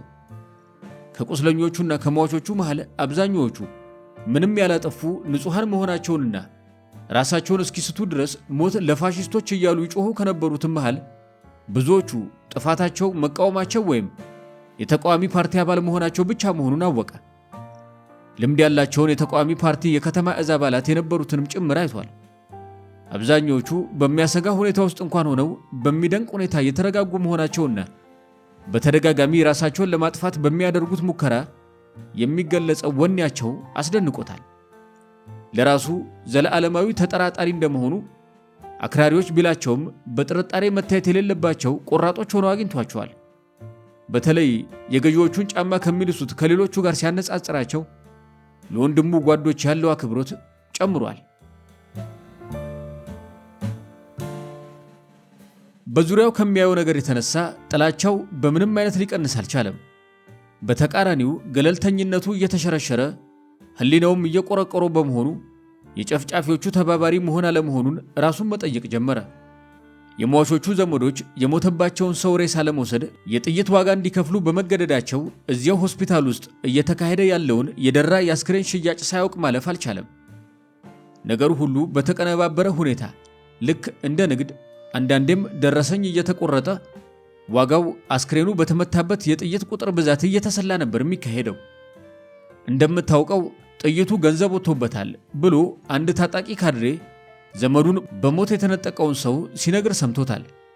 ቤተሰቦቹን በተከመረው የሬሳ ብዛት ውስጥ የሞተባቸውን ሰው ፈልጎ ለማግኘት የመርዳት አዲስ የሥራ ዕድልም ተፈጥሯል። የሚፈለገው ሰው ይጠቆምና ሰራተኛው ያንን አስክሬን ከክምሩ ውስጥ ስቦ ካወጣ በኋላ ሌሎቹን አስክሬኖች መልሶ በቦታው ያስቀምጣል። አዲስ አይነት የሥራ መስክ፣ አስቀያሚ ግን አስፈላጊ የሆነ ሥራ። መቼም ወላጆች እያነቡ አስክሬን እየጎተቱ ሲፈልጉ ውለው የልጆቻቸውን ሬሳ ማውጣት አይጠበቅባቸውም። አንዳንድ ወላጆችም በዚህ ሁሉ ኢሰብአዊነት ውስጥ ጨርሶ በማበድ ስቃያቸውን እንዳመለጡ ያውቃል። አንድ ሰኞ ዕለት ጠዋት ነበር ፈተናው የገጠመው። እየዞረ ከሚጎበኛቸው ህመምተኞች ውስጥ አንድ በከፍተኛ ሁኔታ የሚጠበቅ ጎልማሳ ሰው ነበረበት። ሰውየው ቢያንስ 3 ቦታ በጥይት ተመቶ ደም ከመጠን በላይ ፈሶታል። በመሆኑም መጀመሪያ ላይ ይሞታሉ ተብለው ከሚጠበቁ ሰዎች መካከል ነበር። ግን ከሌሎች ሐኪሞች ጋር በመሆን ለሰዓታት የቀዶ ጥገና ሕክምና ካደረገለት በኋላ ሰውየው በአስጊ ሁኔታ ውስጥ ሊወጣ ችሏል። የማምለጥ ዕድሉን ወይም የተለያዩ ሴራዎችን ለመከላከል ሲባል አደገኛ የተባሉ ህመምተኞች ጋር የሰው መብዛት ስለማይፈቀድ ህመምተኛው አንድ ክፍል ውስጥ ብቻውን ነው እንዲተኛ የተደረገው። ወደ ክፍሉ ሲገባ ጭኑ ላይ AK-47 ጠመንጃ ያጋደመ ጠባቂ በሩ ላይ ቁጭ ብሎ አገኘው። እባክህ አንድ ጊዜ ወጣ በል አለው ጠባቂውን። ራሱን ለማጽናናት የሚጠቀምበት የተለመደ ተግባሩ ነበር። የተሰጠኝ ትዕዛዝ ክፍል ውስጥ እንድቆይ ነው ዶክተር አለው ጠባቂው እንደሚጠብቀው። የበሽተኛው እጆችና እግሮች ከአልጋው ብረቶች ጋር በመታሰራቸው ለመገላበጥ ቢፈልግ እንኳን አይችልም ነበር። እጆቹን መፍታት የማይቻለው ፋሻውን በመፍታት እስኪሞት ድረስ ደሙን ለማፍሰስ ስለሚሞክር ነው ብለው ስለሚነግሩት ሐኪሙ በሁኔታው ቢበሳጭም ምንም ማድረግ እንደማይችል አውቆታል። አንድ ጊዜ በመጠራጠር ጠባቂ እያለ ብሎ ላቀረበው ጥያቄ እነዚህን አናርኪስቶች አታውቃቸውም ማለት ነው የሚል መልስ በማግኘቱ አፍህን ዝጋ፣ ካንተ ይልቅ እኛ የምናደርገውን እናውቃለን ለማለት ተፈልጎ እንደሆነ ገብቶታል። እሱም በሚያሳፍር ሁኔታ ጉዳዩን እዚያው ትቶታል። እንዴት ነህ ዛሬ ሲል ታማሚውን ጠየቀው። እውነት ለማወቅ ትፈልጋለህ ወይስ ለህሊናህ መልስ ስለምትፈልግ ነው የምትጠይቀኝ? ሲል ታማሚው በጠራ ድምፁ መልሶ ጠየቀው። ይህን ያህል ያስታውቅብኛል ማለት ነው ሲል ለራሱ አሰበ። የታማሚ መረጃ መመዝገቢያውን ሰሌዳ እንደተለመደ አነበበ። የታማሚው ስም ኦስማን መሐመድ ይባላል። ኦስማን አለ በሚያረጋጋ የሐኪም ድምፁ፣ እንድትነግረኝ የምፈልገው የእውነት የሚሰማህን ነው። እኔ መስማት እንደምፈልግ የምትገምተውን ነገር አይደለም። እንደዚያ ከሆነ አለ ኦስማን የተባለው ታማሚ፣ በጣም መጥፎ ስሜት ነው የሚሰማኝ። ልትታረድ እንደተዘጋጀች ላም ታስሬያለሁ። መልሰው ወስደው ሰውነቴን ይቆራርጡትና ቀስ በቀስ ሲገሉኝ ዘንድ መጀመሪያ እንዲሻለኝ አንተም እየተራዳኸኝ ነው። አውቃለሁ ሲል ሐኪሙ አጉረመረመ። ህመም የሚሰማህ ቦታ አለ? ህመም? ኦስማን ፈገግ አለ። ህመም ለአንተ ምንድን ነው ዶክተር? መቁሰል? ቁስል ምንም ማለት እንዳይደለ ልነግርህ እችላለሁ። ውድቀት ነው ህመም። ሐኪሙ ጠባቂውን በመጠራጠር ተመለከተው። በሚነጋገሩት ነገር ምንም ያልተመሰጠ ይመስላል፣ ግን እያዳመጣቸው እንዳለ ጠርጥሯል። ስለዚህ በእንግሊዘኛ ማውራት ጀመረ። እኔ እኮ ሐኪም ብቻ ነኝ አለው። ቃላቱም ገና ካፉ እንደወጡ ምን ያህል ባዶ እንደሆኑ ተረዳ። ኦስማን አሁንም ፈገግ አለ። የተለመደው ምክንያት አለው እሱም በእንግሊዘኛ። እኔ አላውቅም፣ ትዕዛዝ እያስፈጸምኩ ብቻ ነው። ስራዬን ነው እየሰራው ያለሁት። እኔ የወንድሜ ጠባቂ አይደለሁም። ወንድም ብሆንስ ኖሮ ዶክተር፣ እውነት ቢሆንስ ኖሮ ሲል አሰበ ሐኪሙ። የዘራኸውን ነው ያጨድከው ሲል ተከራከረው። ጠባቂው እንዳይጠራጠር ለማድረግ በማዳመጫው የኦስማንን ልብ እያዳመጠ፣ ግን አንተ በሌሎች ላብ ነው እንጀራ እየበላ ያለኸው አለ ኦስማን ረጋ ብሎ። ሌሎች ይሞታሉ፣ አንተ ትኖራለህ። ትምህርትህ፣ ደሞዝህ፣ እንደ ምሁር ከመፈላሰፍ ጀምሮ ያለ ምቾት ሁሉ በሌሎች ነው የተከፈለበት፣ እየተከፈለበትም ነው ያለው። ሌሎች ናቸው እየዘሩ ግን ከአጨዳ ወቅት በፊት እየሞቱ ያሉት። አንተ እነሱ የዘሩትን ነው የምትበላው። ግልጽ ሆነን እንነጋገር አለ ሐኪሙ። ሰማዕት ለመሆን አልፍጨረጨርም። ከዚያም በተጨማሪ ያልተመጣጠነ ኃይል ባላቸው ወገኖች መሃል በሚካሄድ ትግል አላምንም። የዳዊትና የጎልያድ ታሪክ የፈጠራ ታሪክ ነው። በሌላ በኩል ግን የጣሊያን ወረራ እውነተኛ ታሪክ ነበር። ታማሚው መልስ ሰጠ። የኛ ወገኖች ኃያል ጠላትን ተዋግተው ነው የሞቱት። እናከብራቸዋለን። ታከብራቸዋለህ፣ ግን የእነሱን ፈለግ አትከተልም። ጊዜው ተቀይሯል አለ ሐኪሙ። ስልቶችም እንደዚያው መቀየር አለባቸው። አንዳንዴ ዝም ብሎ ማሳለፍ ወይም አለመወገን ጥሩ ኃይል ያለው መሳሪያ ሊሆን ይችላል። እናንተ በያዛችሁት መንገድ ከቀጠላችሁ በአጭር ጊዜ ውስጥ ጥቂት ምሁራን ብቻ ናቸው የሚቀሩት። ማን ይጠቀማል? አምባገነናዊነትን ከተቀበልን በህዝቡ ላይ በሀገራችን ላይ ክህደት ፈጸምን ማለት ነው። ማን እንዲህ አይነት ምሁራንን ይፈልጋል? ለጠባቂውም ሲል ለራሱም ለማሰብ ጊዜ እንዲሰጠው በሰሌዳው ላይ የሆነ ነገር መሞነጫጨር ያዘ። ሰዎችን የምትገድል ከሆነ ግን አንተም ልትገደል እንደምትችል ማወቅ አለብህ አለ። በጦርነት ጊዜ ሰው ሊሞት እንደሚችል ይጠበቃል አለ ኦስማን። እኛ የምንታገለው ራሳችንን ለመከላከል ነው። ያለን ምርጫ ዝም ብለን እየተነዳን ወደ ቄራ መወሰድ ወይም እየታገልን መሞት ነው። ጨለማው ላይ ሳትነሳ በዝምታ አትለፍ ነው ምንድነው ያለው ገጣሚ ማን ነበር? ሐኪሙ ገጣሚውን ስለማያውቀው መልስ አልሰጠም።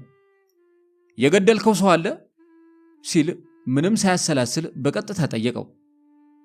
ለማላውቀው እንግዳ ሰው ምን ብዬ ነው መመለስ ያለብኝ? አለ ታማሚው ከሐኪሙ መልስ ሳይጠብቅ። ምንም አይደል ዶክተር አለ ትንሽ ቆይቶ። በውስጥህ ከዝቃጮች ጋር የማትቀላቀለኝ ሐቀኛ ሰው ነህ ብዬ ስለማስብ እነግርሃለሁ። ግን ምንም ልዩነት አያመጣም። ግዴታዬን ተወጥቻለሁ። የሚቆጨኝ መያዜ ብቻ ነው። ኪኒኔም ጠፍቶብኛል። ያኔ ነው ትልቁ ስህተቴ። ኪኒን የሚለው ከተቋሚ አባላት መካከል ብዙዎቹ የሚይዙት የመርዝን ክብል እንደሆነ አውቋል።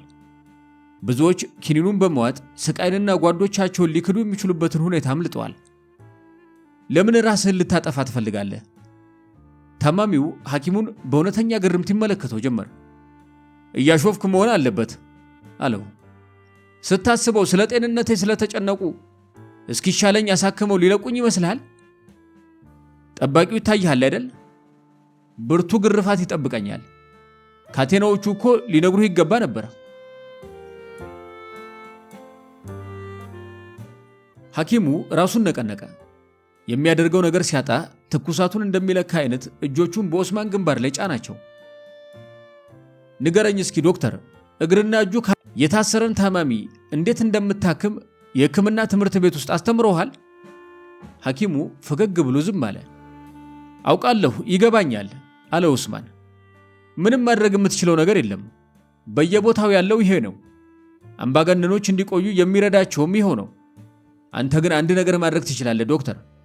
ምን? አለ ድምፁ ዝቅ አድርጎ። ራሴን እንዳጠፋ ልትተባበረኝ ትችላለህ አለ ኦስማን ኮስተር ብሎ። ሰዎችን ለመግደል ሳይሆን ለማዳን ቃለ መሐላ የገባው ሐኪም ነኝ በማለት ድርቅ ብሎ መለሰ። ልብና የሚያስብ ጭንቅላት ያለው ወገንህ ሲሰቃይ መቃወም የምትችል ሰው ነህ አለ ታማሚው። በመሞትህ ውስጥ ግን ልሳተፍ አልችልም ሲል ተቃወመው። ግን እኮ እየተሳተፍክ ነው ዶክተር፣ ወደድክም ጠላህም ሲል ኦስማን አጸፋው መለሰ። አድነኸኝ ለባሰ አሰቃቂ ሞት እያዘጋጀኸኝ እኮ ነው። ቀስ በቀስ የሚመጣ አሰቃቂ ሞት። ባታድነኝ ኖሮ እስካሁን ሞቼ ነበር። ተገላግዬ በስቃይ ውስጥ ስሆን ስለ ጓዶቼ አውርቼ የሌሎች ሰዎችንም ሕይወት አደጋ ውስጥ የማልከትበት ሁኔታ ውስጥ ሆን ነበር። ይህ ሁሉ እውነት ሳይታይ ቀርቶ ነው ወይስ ተሳትፎውን መቀበል ስለማትፈልግ ነው? ሐኪም በሚያክመው ታማሚ ላይ ፍርድ ሊያስተላልፍ አይችልም። እኔ የቆሰለ ሰው ነው ለማዳን የሞከርኩት። ሰውየው የገባበት ፖለቲካ እኔን አይመለከተኝም። እጣ ፈንታውስ የሕይወቱን አቅጣጫ ልወስንለት አልችልም። የኔን መጨረሻ ግን ታውቀዋለህ። ጠባቂውን ተመልከተው። በአካባቢህ አጠያይቅ። ያዳንኩህ እንድትሞት አይደለም። ማንኛውም ሐኪም እንደሚያደርገው ነው ያዳንኩህ። መንግስት የራሱን ሚና ነው የሚጫወተው። ያ ደግሞ አይመለከተኝም። ለምን አይመለከትህም? ስታድነኝ እየተባበርካችሁ አይደል እንዴ? ወንድም አይደለሁም? ወገንህ አይደለሁም? እኔን ከሞት ለማትረፍ ከለፋኸው ልፋት በኋላ ወስደው ጣቶቼን አንድ በአንድ ሲቆርጧቸው ምን ትላለህ? ያለህበትን ሁኔታ እረዳለሁ፣ ግን ታማሚው አቋረጠው። ቃላት ብቻ አለና የሐኪሙን አባባል የሚያንቋሸሽ ፉጨት መሰል ድምፅ አሰማ። መረዳትህ ችግር ውስጥ ያለን ሰው ካረዳኸው ምን ያደርግለታል? ከሞት አድነኝና ያን ጊዜ የእውነት አዘኔታህ ይገባኛል። ግን እኮ እንድትሞት እርዳታ እንዳደርግልህ ነው እየጠየከኝ ያለኸው። ይሄኛው ሞት ድህነት ነው። በምርመራ ወቅት መሞት ግን ስቃይ አለው። የሌሎችንም ሰዎች ሞት ያስከትላል። እርዳኝ። ማድረግ የምችለው ነገር ትንሽ ነው አለ የሚያደርገው ነገር ሲያጣ። ወይ አንድ መርፌ ወይ ኪኒን ነው የሚያስፈልገህ ሲል ታማሚው ይበልጥ ጎተጎተው። ለህሊናህም ይጠቅመሃል። ታማሚውን ክፍል ውስጥ ትቶ ወደ ቢሮ ተመለሰ። ቀኑን ሙሉ መሞት በሚፈልገው አንደበተ ርቱዕ ሰው ጥያቄ ሲሰቃይ ዋለ። ትንሽ ወንድሜ ቢሆንስ ኖሮ ሲል ደጋግሞ ራሱን ጠየቀው። በጨካኞች እጅ ተይዞ 1000 ጊዜ አሰቃቂና ቀሰስተኛ ሞት እንዲሞት ሲወሰድ ዝም ብዬ ማየት እችላለሁ ወይስ ራሱን እንዲያጠፋ በማገዝ ያዘጋጁለትን ሞት እንዲያመልጥ ረዳዋለሁ? እንደ ሐኪም እስካሁን ድረስ ሊያሟላው እየሞከረ የኖረለት ቃለ መሐላ ነበረው። ግን አሁን ቃለ መሐላው ብዙ ያላካተተው ነገር እንዳለና ያልተሟላ እንደሆነ እየተሰማው ነው። ምናልባት ኢትዮጵያ ውስጥ ባለው ሁኔታ የሚሰሩ ኢትዮጵያውያን ሐኪሞች ሌላ አይነት ቃለ መሐላ ያስፈልጋቸው መሰል ሲል አሰበ። ወዲያው ደግሞ የማይረባ ሐሳብ ነው ሲል ችላ አለው። ምን ማድረግ እንዳለበት ለመወሰን ረጅም ጊዜ ፈጀበት። ነገር ግን እዚያ ውሳኔ ላይ በመድረሱ ምንም ያህል ደስ አላለውም። እሺ ዶክተር ሲል በማግስቱ ጧት ሊጎበኘው ሲገባ ኦስማን ጠየቀው። ላደርገው አልችልም አለው በሐዘኔታ። የእውነት አልችልም? ኦስማን ፈገግ አለ። እኔም እንደዚያ ገምቻለሁ አለው። ስራህን የምታከብር አይነት ሰው ነህ። ጥሩ ምልክት ነው። ከሌሎቹ በተለየ ሁኔታ ቢያንስ የምታምንበት ነገር አለ። በጣም አዝናለሁ አለው። ያን ያህል ራስህን አታስጨንቀው አለ ታማሚው በልበ ሙሉነት። እኛ አናርኪስቶች እንደምንታወቀው ሰይጣኖች ነን አለና ጠቀሰው። ካዘጋጁልኝ ሞት የማመልጥበት ሌላ መንገድ እፈልጋለሁ። ከ3 ቀን በኋላ ዋናው ነርስ እንደነገረው ከሆነ ኮማ ውስጥ የገባውን ኦስማንን እንዲያክም አስቸኳይ ጥሪ ተደረገለት። ሮጦ ሲሄድ እውነትም ኦስማን ጥልቅ ኮማ ውስጥ የገባ መስሎ አገኘው። የኦስማን አፍ ጥግና ጥግ ላይ ያለው አረፋ ሲመለከት ሌላ ሰው እንዲሞት እንደረዳው ገባው። በእርግጠኝነት ሳይናይድ ሰጥተውት ነው። ጠባቂ ወታደሩ ከመጠን በላይ ተበሳጭቷል። እንዴት ሊሞት ቻለ? ለምንድነው ሲሞት ዝም ብላችሁ የተዋችሁት? እንደሱ ያሉ ታላቅ ወንጀለኛ የብዙ አብዮተኞችን ሕይወት ለማትረፍ ይረዳን ነበር። እኛ እኮ ሐኪሞች ነን እንጂ አስማተኞች አይደለንም አለው ሐኪሙ ረጋ ብሎ። ጓደኞችህ እንደዚያ በመጥፎ ሁኔታ ሊያሰቃዩት አይገባም ነበር። ወደኛ ከመምጣቱ በፊት እኮ ብዙ ደም ፈሶታል አለው በሱ ውሸት ልክ እንዲሆን እውነቱን እየጠመዘዘ። እኔም ራሴ እየተሻለው የመጣ መስሎኝ ነበር። ሊገርፉት ሊሰባብሩትና ሊገሉት ይችሉ የነበረ ሰው ስላመለጣቸው ሲናደዱ ተመለከታቸው። በልቡም እንደፈለከው በመሞትህ ብዙዎችን ከሞት አተረፍ ካለው ሟቹ ነው። የሆነ ጥርጣሬ ካላደረባቸው በስተቀር የአስክሬን ምርመራ እንዲደረግ እንደማይጠይቁ ያውቃል። ዋናው ነርስ ጥርጣሬ ያደረበት መስሎ ተሰምቶታል፣ ግን ምንም አላለውም። እንዲያውም ሐኪሙ እስከማውቀው ድረስ እሱም ሊሆን ይችላል መርዙን የሰጠው ሲል አሰበ።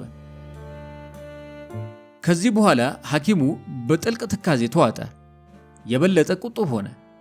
ምንም እንኳን ድሮም እጅግ ተግባቢ ሰው የነበረ ባይሆንም ነርሶቹ ሁሉ በዓይኖቹ ውስጥ የሚታየውን በሐሳብ ርቆ የመሄድ ሁኔታውን አስተውለዋል።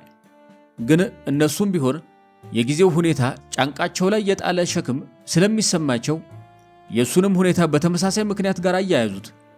ከዚህ ሁሉ ስቃይና ትርጉም የለሽ ሞት መካከል ማን መንፈሱ ሳይነካ ይቀራል? በዚህ ሁሉ ጭካኔ መካከል እሱ ከሞት ያተረፈው ታማሚ ግድያን በደስታ በሚያወድሱ ቅጥረኞች ሲወሰድ ሲያይ ማንስ ቢሆን እንዴት ቅር አይለውም? ሐኪሙ ግን እነሱም ባሰቡት በላይ እየተሰቃየ ነበር። ሕይወቱ ሚዛን ላይ ነበረች። ራሱን ያለፋታ ደግሞ እየጠየቀው ፈሪና ከሃዲ ብሎ የሚያስጠራው ፍርድ ላይ እየደረሰ ነበር። በተጨማሪም ደግሞ ተደብቆ ስላለው ታናሽ ወንድሙ ምንም የሰማው ዜና ለመኖሩ ስቃዩን አባብሶታል። በጉዳዩ ላይ ልዩ ዕውቀት ያላቸው ኢትዮጵያውያን ስቃይን ይስባል ይላሉ። በእንቅርት ላይ ጆሮ ደግፍ ይባላል። ድርቅ፣ ረሃብ፣ ወረርሽኝ፣ በቀማኛ ወታደሮች የተፈጸመ ምዝበራ፣ ከሁሉም አቅጣጫ የሚመጣ ሞት ኢትዮጵያውያን እነዚህን ሁሉንም በአንድ ላይ ወይም በየተራ አይተዋቸዋል። እውነትም ስቃይን ይስባል። አንበሳ ሲያረጅ የዝንብ መጫወቻ ይሆናል። የወደቀ ግንድ ምሳር ይበዛበታል። አባባሎቹ ብዙ ናቸው። ሐኪሙም ሁሉንም ያውቃቸዋል። ኦስማን ከሞተ ከ3 ወር በኋላ እንደገና እንዲያስታውሳቸው ሊገደድ ሆነ። አንድ ጠዋት ለአስቸኳይ የቀዶ ሕክምና ተፈልጎ እየተቻኮለ በክፍሉ ውጪ የተሰለፉትን ጠባቂ ወታደሮች እየተጋፋ ወደ ቀዶ ሕክምና ክፍሉ ገባ። ሌላ ትልቅ ወንጀለኛ ይዟል ማለት ነው ሲል ለቅጽበት አስቧል። እጁን እየተጣጠበና እየለበሰ ያለ ሁኔታው መጥፎ ነው ሲል ነርሱን ጠየቀው። እንደ ሁሉም አሳሳቢ ሁኔታ ነው ሲል መለሰለት ነርሱ። ሊሞትም ሊተርፍም ይችላል። ኦስማን ያረፈለት እንዲያዩ የጠራው ነርስ መሆኑን አስተዋለ። የትኛው ይሻላል ጓዴ ብሎ ሐኪሙ ጠየቀው ወደ ቀዶ ጥገና ክፍል እየገባ። እግዚአብሔር ያውቃል አለ ነርሱ ምስጢራዊ በሆነ ሁኔታ፣ ግን ደግሞ አይኖቹ ሐኪሙን ጥያቄ በተሞላበት ሁኔታ እየተመለከቱት ነበር። ታማሚው ከወገቡ ላይ ራቁቱን ሆኖና የኦክሲጅን መሳቢያ አፍንጫው ላይ ተደርጎለት በጀርባው ተጋድሟል። ፊቱ በደም እንደተሸፈነ አየ። ቢሆንም ግን ምንም ያህል በደም ቢለወስ እንኳን ማን የገዛ ወንድሙ መልክ ይጠፋበታል? ዶክተር ምን ነው ስትል አንድ ሴት ነርስ ጠየቀችው። እጆቹ እየተንቀጠቀጡ ነበር። ሊወድቅ መስሎ ተሰማው። በከባዱ እየተነፈሰ ግንባሩን በመዳፎቹ ሸፈነ። ዶክተር አየለን እንጥራው እንዴ አለች በጭንቀት። በጭራሽ ካለ በኋላ እንደ ጮህባት ታወቀው። ይቅርታ ነርስ ሲል ተማጸነ። ትንሽ ራስ ምታት ቢጤ ነው፣ ያልፋል። ወንድሜ አይደለም፣ ብቻዬን ያሳደግኩት ወጣት አይደለም እያለ ለራሱ ነገረ። ታማሚ ነው፣ ማንኛውም ታማሚ። በኋላ ላይ ነርሶቹ ሐኪሙ ለራሱ ማጉረምረምና ማኩተምተም ጀምሯል ብለው አሉባልታውን አዳረሱት። ምስኪን ይህን ሰሞን ብዙ ደም አይበዛበት ሲሉ በሐዘኔታ አንሾካሾኩ። ይሄ ሁሉ እንግዲህ በኋላ ላይ ነው። አሁን ግን ማኩተምተሙን ችላ ብለው ትዕዛዞቹን እየተቀበሉ የልጁን ሕይወት ለማትረፍ አብረውት እየለፉ ነበር።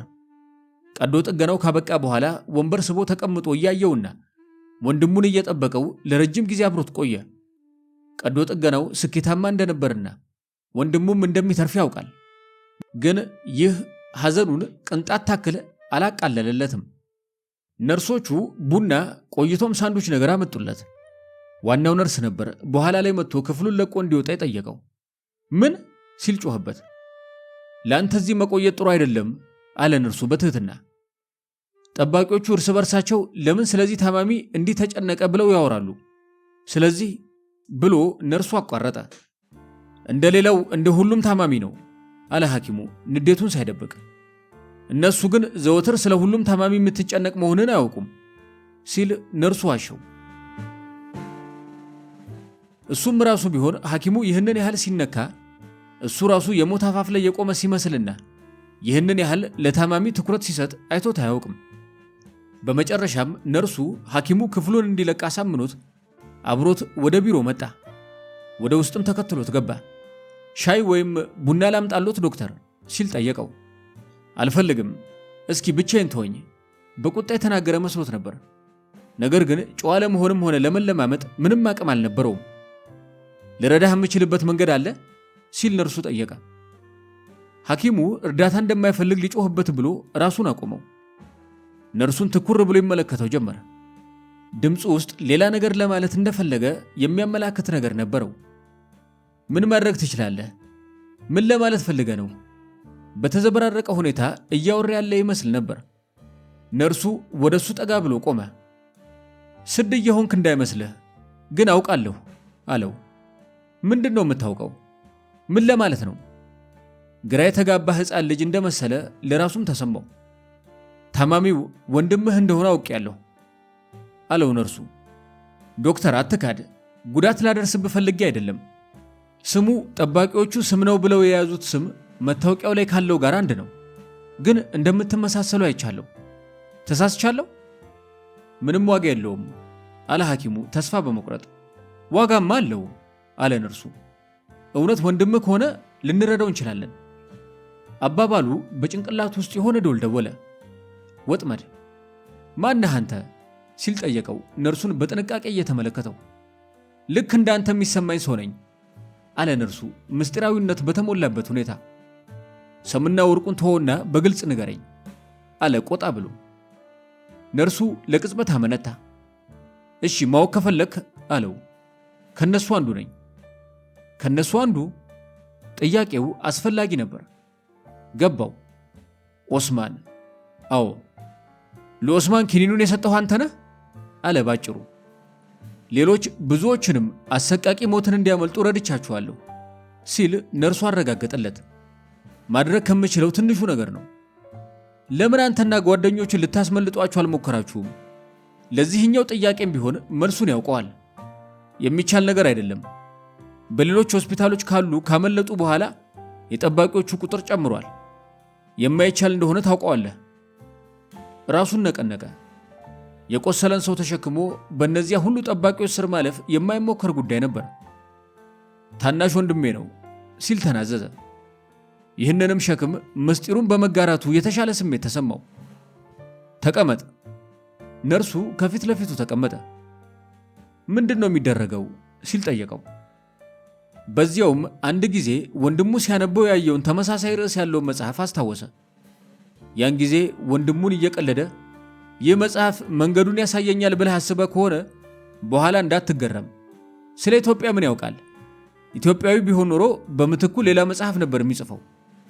ምን አይደረግ የሚል ሲል ነግሮታል። ወንድሙም ስቆ ዝም ብሎ ማንበቡን ቀጥሏል። ልናወጣው አንችልም አለ ነርሱ ቁርጥ ባለ ንግግር። ግን ደግሞ ዝም ብለን ለመናገር የጀመረውን መጨረስ አቃተው። ነርሱን በመማፀን ይመለከተው ጀመረ። ሌላ ምንም ምርጫ ላይኖር ይችላል አለ ነርሱ። ግን ትንሽ ልንጠባበቅ እንችላለን። ሐኪሙ ለተሰጠው እፎይታ ምስጋና ተሰማው። ሁለቱ ለረጅም ጊዜ ቁጭ ብለው አወሩ። ሐኪምና ነርስ አዲስ ጓደኞች። ሐኪሙ ስለ ወንድሙ ነው ያወራው፣ እንዴት እንዳስተማረውና እንዳሳደገው። ነርሱም ስለ ወንድሙ በአድናቆት ሲያወራ ኩራት ተሰማው። እያወሩና ሚስጥር እየተካፈሉ በሕግ የሚያስቀጣ ወንጀል እየፈጸሙ ነው። መስመር እያለፉ ነው። ለሐኪሙም ልክ አንድ አይነት ሕይወት አብቅቶ ሌላ አይነት እንደመጀመር ማለት ነበር። በማግስቱ ጠዋት ነርሱ ተመልሶ ወደ ሐኪሙ ቢሮ መጣ። በውጭ ካሉት ሰዎች ጋር ተነጋግሬያለሁ ሲል ነገረው። ሊያወጡት የሚችሉበት ሁኔታ የለም። በተጨማሪም እነሱ የደህንነት ሰዎች ልክ ራሱን እንዳወቀ በፍጥነት ሊወስዱት ዝግጁ እንደሆኑ ነው የሰማሁት። ለቅጽበት ሐኪሙ ይህንን የሞት መልእክተኛ ጠላው። ስለ ሞት በተረጋጋ ሁኔታ የሚያወራበትን መንገድ ጠላው። ግን ደግሞ ወንድሙን ለመርዳትና መደረግ ያለበትን ለማድረግ እየሞከረ ያለው ነርስ ላይ በመበሳጨቱ ራሱን ወቀሰ። መደረግ ያለበት እሱም ሊጋፈጠው የሚገባው ነገር ነው። መደረግ ያለበትን ለማድረግ አድርገው አለና ተንሰቅስቆ አለቀሰ። ራሱን አረጋግቶ ሲያስተውል ነርሱ ከሄደ ቆይቷል። ቆይቶ ወደ አስክሬን ማቆያ በመሄድ የወንድሙን ሬሳ ተመለከተው። ፊቱ የተረጋጋ ነው። አሁንም ደግሞ ማንባት ጀመረ። አስክሬን ማቆያው ክፍል ውስጥ ለረጅም ጊዜም የወንድሙን አስክሬን እየተመለከተ በዚሁ መልኩ ሲያነባ ቆየ። በኋላ ላይ ነርሱን ቢሮ ውስጥ ሲያገኘው አመሰግናለሁ አለው። ለሁላችንም ስል ነው ያደረግኩት አለው ነርሱ። እኔስ ምን ማድረግ እችላለሁ? በቀድሞ አቋሙ እርግጠኛ ሆኖ ቆይቶ ስለነበር ነርሱን መመሪያ ሲጠይቅ ሲያገኘው በራሱ ተደነቀ። ሌሎችንም በተመሳሳይ ሁኔታ መርዳት እንችላለን አለ ነርሱ። አንዳንዴ ደግሞ ገዳዮችም እኮ እዚህ ይመጣሉ ቆስለው። ሐኪሙ ይህ ምን ማለት እንደሆነ አልጠየቀውም። ምን ለማለት ተፈልጎ እንደሆነ ግን ገብቶታል። ነገር ግን ውስጡ እጅግ ከመለወጡ የተነሳ አላስደነቀውም። መደረግ ያለበት መደረግ አለበት። እሺ ሲል ተስማማ። ሌሎች ነርሶች በመካከላቸው ሐኪሙ ሊያብድ ጫፍ ላይ መሆኑን አንሾካሾኩ። በጣም ፈዘዘ፣ ፊቱም ጠቋቆረ፣ ተሸበሸበ። ደግሞም ከራሱ ጋር ይነጋገራል። የሚያውቀው ነርስ ግን ሐኪሙን እንደ አርበኛ ያከብረዋል። ሐኪሙ ስለ ራሱ ምን እንደሚያስብ ለማንም አልተናገረም። ነገር ግን ከነርሱ ጓደኛው ጋር በመሆን መደረግ ያለበትን ማድረግ ቀጠለ።